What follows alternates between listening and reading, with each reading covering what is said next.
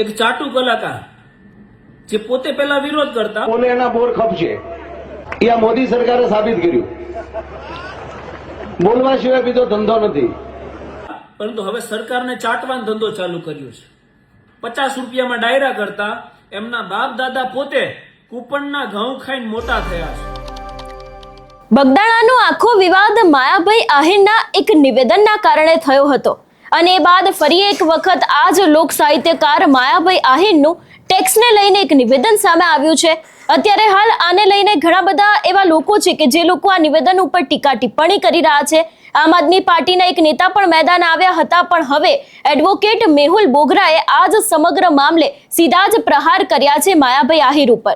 શું છે આખો આ મામલો, તેની વાત આ વિડીયોમાં. નમસ્કાર, હું હંસિની અને તમે જોઈ રહ્યા છો નિર્ભય ન્યૂઝ.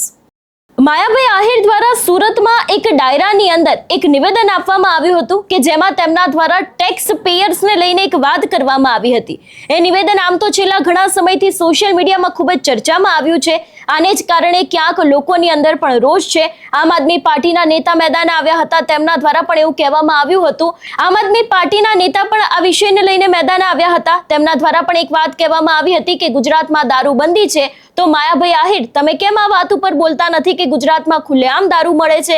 પણ હવે આ જ સમગ્ર મામલે મેદાને આવ્યા છે એડવોકેટ મેહુલ બોગરા. તેમના દ્વારા ક્યાંક સીધા પ્રહારો છે તે માયાભાઈ આહિર ઉપર કરવામાં આવ્યા છે. ઘણા બધા સવાલો પૂછવામાં આવ્યા છે. સૌથી પહેલા તો વધુમાં આ વિષયને લઈને એડવોકેટ મેહુલ બોગરાએ શું કહ્યું તે સાંભળીએ. લોકોને એવા અનુભવ છે, પોલીસને પૂછ્યો, અને એમાં હવે તો વાત જ કરવાની નથી. જ્યાં હોય ત્યાં વીડિયા ઉતરે છે. તમે અમારો પગાર ખાવ છો, જાણે એના બાપુજીનો ટેક્સ ભરતા હોય બધું. હા, હકીકત છે. આજે એના દેવા જાય છે ને તમે અમારા ટેક્સ ઉપર પગાર લ્યો છો. એ રેશનિંગના ઘઉં ખાતા હોય બધા. આપણે એને જિંદગી ન ફેર્યો હોય સાહેબ. કોઈ એક ચાટુ કલાકાર જે પોતે પહેલા વિરોધ કરતા બોલે એના બોર ખપશે એ આ મોદી સરકારે સાબિત કર્યું. બોલવા સિવાય બીજો ધંધો નથી. પરંતુ હવે સરકારને ચાટવાનો ધંધો ચાલુ કર્યો છે.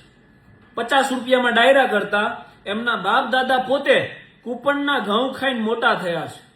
જે સવારે ભણવા ગયા ને સાંજે માસ્તર પાછા ઘરે મૂકી ગયા, એવા અભણ ચાટુ કલાકાર જેને income tax, property tax, corporate tax, road tax, central GST, state GST, direct tax, indirect tax વગેરે બાબતે કોઈ જાણકારી જ નથી, કેમ કે અભણ છે. એ જાહેર મંચ ઉપર માયક હાથમાં આવે ને એટલે એવું કહે છે કે કૂપનના ઘઉં ખાઈ વિડિયા બનાવી અને વિરોધ કરે છે. તમે અમારો પગાર ખાવ છો, જાણે એના બાપુજીનો ટેક્સ ભરતા હોય બધું. એ રેશનિંગના ઘઉં ખાતા હોય બધા. આપણે એને જિંદગી ન ફેર્યો હોય સાહેબ. પાછા આ ચાટુ કલાકારને તમે આ ધર્મ ફંડ ફાળાના નામે જે આ ડાયરાઓ થાય ને એના પેમેન્ટ બાબતે ફોન કરો ને તો શું કે ખબર, એકચ્યુઅલી કે પેમેન્ટ છે ને રોકડું કરજો ને, નહીં તો આમાં શું છે ટેક્સની પછી મગજમારી રહી ને. એવા ટેક્સ ચોરો લોકોને એવી સલાહ આપે છે કે આ કૂપનનું ખાવા વાળા ટેક્સ નથી ભરતા અને વિડિયા બનાવે છે. અરે તમારી પાસે પૈસા હોવા છતાં સિસ્ટમને ચાટવાનો ધંધો કરો છો. એની કરતા તો કૂપનનું ખાઈ સિસ્ટમની આંખમાં આંખ નાખી અને વિરોધ કરે ને એની ખુમારીને તમારે સલામ કરવી જોઈએ.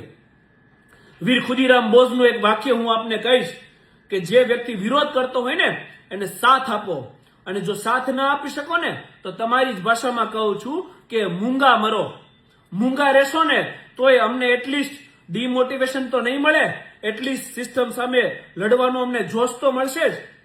પાછા આ ભાઈ કેવા છે, આમના દીકરી હમણાં હાર્યા સ્થાનિક સ્વરાજની ચૂંટણીમાં, અને દીકરાને ઇલેક્શન લડવાનો, આવનાર ઇલેક્શન લડવા માટે બેઝ તૈયાર કરે છે.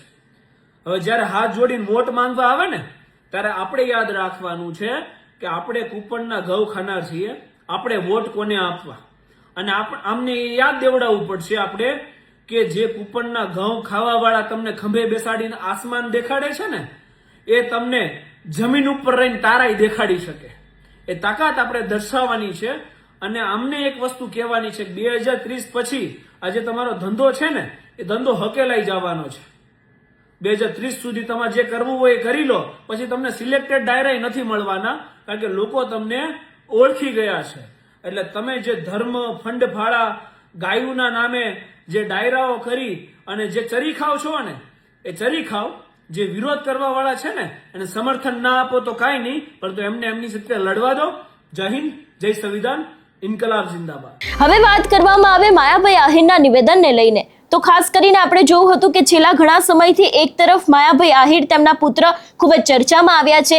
એડવોકેટ મેહુલ બોગરા છે, એમના દ્વારા અહીંયા વાત ક્યાંક સ્થાનિક સ્વરાજની ચૂંટણીની પણ કરવામાં આવી છે કે તેમને પોતાના પુત્રને મેદાનમાં ઉતારવાના છે, પણ તેમની દીકરી સ્થાનિક સ્વરાજની ચૂંટણીમાં હારી ગયા હતા. અને અત્યારે હાલ જે રીતે માયાભાઈ આહિર ફરી એક વખત ચર્ચામાં આવ્યા છે, વાત કરવામાં આવે કે આ ડાયરો કયો હતો, તો પીઆઈ તરીકે બઢતી મેળવીને સેવા નિવૃત્ત થનાર અધિકારી જયરાજસિંહ ગઢવીના વિદાય સમારોહમાં એક ભવ્ય લોક ડાયરાનું આયોજન કરવામાં આવ્યું હતું. અને આ કાર્યક્રમમાં સુરત પોલીસના પરિવાર છે એ લોકો પણ મોટી સંખ્યામાં ઉપસ્થિત રહ્યા હતા. માયાભાઈ આહિર, કીર્તિદાન ગઢવી સહિત બીજા ઘણા બધા એવા કલાકારો હતા કે જે લોકો મંચ ઉપર હાજર હતા.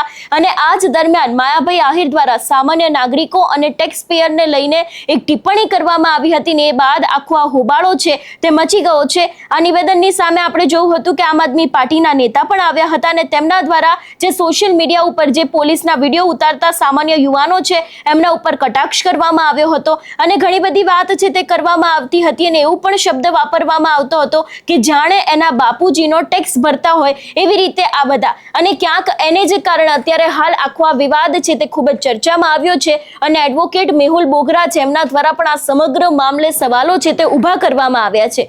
જોવાનું એ રહેશે કે હવે આગામી સમયમાં આખું આ જે ઘટના સામે આવી છે એની અંદર શું ખુલાસો થાય છે. માયાભાઈ આહિર દ્વારા આ વાતને લઈને કોઈ સ્પષ્ટતા કરવામાં આવે છે કે કેમ તે પણ જોવાનું રહેશે. આ વિષયને લઈને તમારો શું અભિપ્રાય છે અમને કમેન્ટ કરીને ચોક્કસથી જણાવજો. તેની સાથે અમારી ચેનલ નિર્ભય ન્યૂઝને લાઇક, શેર અને સબસ્ક્રાઇબ કરવાનું ભૂલશો નહીં. નમસ્કાર.